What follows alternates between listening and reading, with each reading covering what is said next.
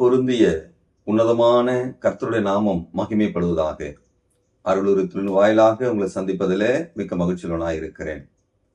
இந்த நாளிலே எசேக்கியேல் 2ஆம் அதிகாரம் அதிலே 6வது வசனமும் 7வது வசனமும் வாசித்து நாம் சிந்திக்கலாம். அதற்கு முன்னதாக அங்கு இருக்கக்கூடிய சூழ்நிலையை நாம் நினைவுபடுத்திக் கொள்ளலாம். பாபிலோன் தேசத்திலே யூத ஜனங்கள் அடிமைகளாக இருக்கிறார்கள். அவர்கள் தன் சொந்த நாட்டுக்கு திரும்ப வேண்டும் என்ற அந்த மனதோடு கூட அவர்கள் இருக்கிறார்கள். இதன் மத்தியிலே எசேக்கியேல் அவர்களிடத்தில் சொல்ல வேண்டிய காரியம், அவர்கள் தன் சொந்த நாட்டுக்கு பாபிலோன் தேசத்திலிருந்து விடுதலை கிடைத்து திரும்புவதை காட்டிலும் முதலாவது அவர்கள் எங்கு திரும்ப வேண்டும் என்று சொன்னால், கர்த்தரிடத்திலே அவர்கள் மனம் திரும்ப வேண்டும். தன் பாவங்களை விட்டு அவர்கள் மனம் திரும்பி கர்த்தரிடத்தில் அவர்கள் திரும்ப வேண்டும் என்ற செய்தியை எசேக்கியேல் அவர்களுக்கு சொல்ல வேண்டும் என்று சொல்லிதான் தேவன் என்ன செய்கிறார்?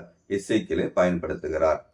இந்த எசேக்கியேலுக்கு வரக்கூடிய சூழ்நிலை, அங்க இருக்கக்கூடிய அந்த தேவ ஜனங்களுடைய வார்த்தைகள், தேவ ஜனங்களுடைய சிந்தனைகள், தேவ ஜனங்களுடைய இருதயத்தின் எண்ணங்கள் எல்லாமே அந்த வார்த்தையினாலே எப்படிப்பட்ட வேதனையை எசேக்கியேலுக்கு கொடுத்திருக்கும் என்பதை இந்த வேத பகுதி வாசித்து நம்மால் புரிந்து கொள்ள முடிகிறது. எசேக்கியேல் 2ஆம் அதிகாரம் 6ம் 7ம். மனுபுத்திரனே, நீ அவர்களுக்கு பயப்பட வேண்டாம், அவர்கள் வார்த்தைகளும் அஞ்ச வேண்டாம். நெரிஞ்சலுக்குள்ளும் முள்ளுகளுக்குள்ளும் நீ தங்கியிருந்தாலும், நீ தேள்களுக்குள் வாசம் பண்ணினாலும், நீ அவர்கள் வார்த்தைகளுக்கு பயப்படாமலும் அவர்கள் முகத்துக்கு கலங்காமலும் இரு. அவர்கள் கலக வீட்டார். கலகக்காரராகிய அவர்கள் கேட்டாலும் சரி கேளாவிட்டாலும் சரி, நீ என் வார்த்தைகளை அவர்களுக்கு சொல்லு. பாருங்கள், எசேக்கியேல் ஒரு தீர்க்கதரிசியாக அவர் பணிபுரியக்கூடிய இந்த காலகட்டத்தில இந்த ஜனங்கள் எசேக்கியேலுக்கு செவி சாய்ப்பதை விட்டுவிட்டு அவர்கள் என்ன செய்கிறார்கள்? தேவ வார்த்தையை அசட்டை செய்வது மாத்திரமல்ல, தேவனுடைய நியாயப்பிரமாணத்தை புறக்கணிக்கிறது மாத்திரமல்ல, தீர்க்கதரிசியும் கூட அவர் என்ன செய்கிறார்கள்? புறக்கணிக்கும்படியாக வார்த்தையினாலே எசேக்கியேலை வேதனைப்படுத்துகிறார்கள். அதில் முதலாவது எசேக்கியேல் பயப்படுகிறார். அப்போ அவர்கள் வார்த்தைகள் எசேக்கியேலை பயன்படுத்தக்கூடியதா இருக்கிறது. இரண்டாவது பாருங்கள், அஞ்ச வேண்டாம். நெரிஞ்சலுக்குள்ளும் முள்ளுகளுக்குள்ளும் பாருங்கள், நெரிஞ்சலை போல முள்ளுகளை போல அவருடைய வார்த்தைகள் இருக்கிறது. அது மாத்திரமல்ல, நீ தேள்களுக்குள் வாசம் பண்ணினாலும் தேலை போல விஷம் உள்ளவர்களாக கொட்டக்கூடியவர்களாக இருக்கிறார்கள். உண்மையாகவே இந்த பாபிலோன் தேசத்துக்கு அடிமையாய் வந்த நோக்கம், அவர்கள் தேவனுடைய வார்த்தையை மீறி வாழ்ந்ததனால்தான் பாபிலோன் தேசத்துக்கு அடிமையாய் வாழ்ந்தார்கள். ஆயிரக்கணக்கான ஜனங்கள் அடிமைகளா இருக்கிறார்கள். இதில் பார்க்கும் பொழுது தானியேல், சாத்ராக், மேஷாக், ஆபேத்நேகோ என்ற இந்த 4 வாலிபர்கள் தான் தேவனோடு கூட இந்த அந்நிய தேசத்திலே உறவோடு கூட இருக்கிறார்கள். மற்ற எல்லாரும் தேவனை விட்டு பிரிந்தவர்கள், இன்னும் பிரிந்தே இருக்கிறார்கள், உணர்வடையவில்லை. சிற்றை வந்த போதிலும் கூட, கைவிடப்பட்ட சூழ்நிலை இருந்த போதும் கூட மனம் திரும்பாமல் இன்னும் தன்னுடைய இருதயத்தை கடினப்படுத்தக்கூடிய வாழ்க்கை இன்று நம்முடைய சமுதாயத்தில் நாம் பார்க்கலாம். ஒருவேளை கர்த்தரை விட்டு பிரிந்ததினாலே சிற்றைக்குள் இருக்கலாம். அந்த சிற்றையை அவர்கள் என்ன செய்ய வேண்டும்? மனம் திரும்பி மீண்டுமாய் கர்த்தரிடத்திலே வர வேண்டும்.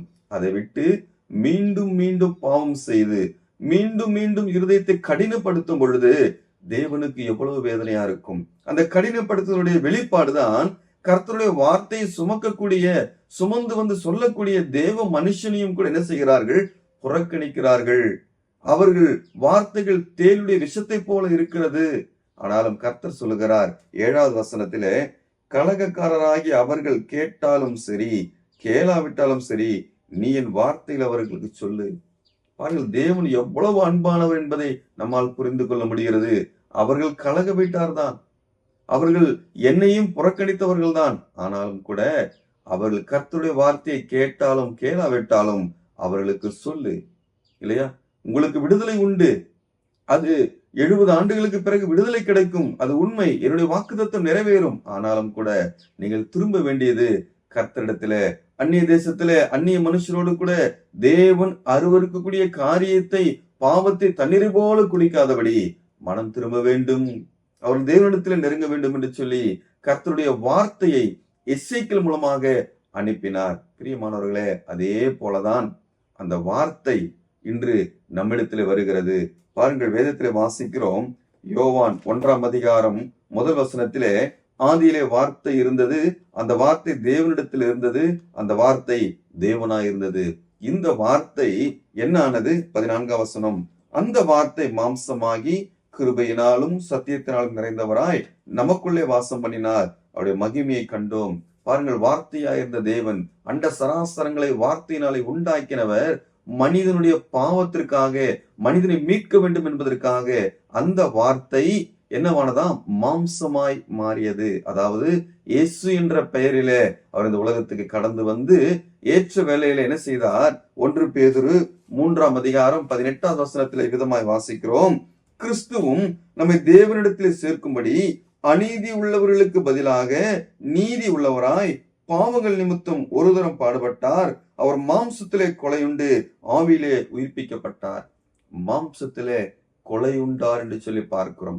வார்த்தையாயிருந்த தேவன் நமக்காக மாம்சமாகி, அந்த மாம்சமாயிருக்கூடிய கர்த்தராகிய இயேசு கிறிஸ்து ஏற்ற வேளையிலே சிலுவைக்கு சென்று என்ன செய்தார்? அந்த மாம்சத்திலே கொலையுண்டார். இவையெல்லாம் எதற்காக? என்னுடைய உங்களுடைய பாவங்கள் மன்னிக்கப்பட வேண்டும் என்பதற்காக.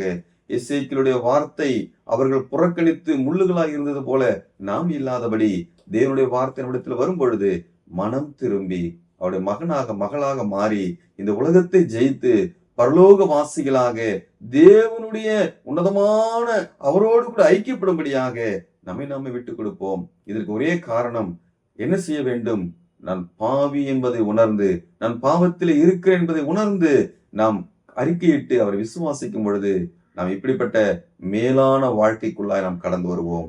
தேவனோடு உள்ள உறவு, நித்திய ஜீவன், நித்திய ஆசீர்வாதம், அதற்கு நேர்மாறாக இருக்கக்கூடிய நித்திய நரகம், நித்திய அழிவு, நித்திய வேதனையிலிருந்து நாம் காக்கப்பட்டு தெய்வீக சமாதானத்தோடு கூட அவரோடு வாழ முடியாத பாக்கியத்தை நாம் பெற்றுக்கொள்வோம். அவருடைய வார்த்தையை நாம் விசுவாசிப்போம், வார்த்தையாகிய கிறிஸ்துவை நம்புவோம், நம்முடைய வாழ்க்கையில் ஆசீர்வாதத்தை பெற்றுக்கொள்வோம். அவருடைய நாமம் மகிமைப்படட்டும்.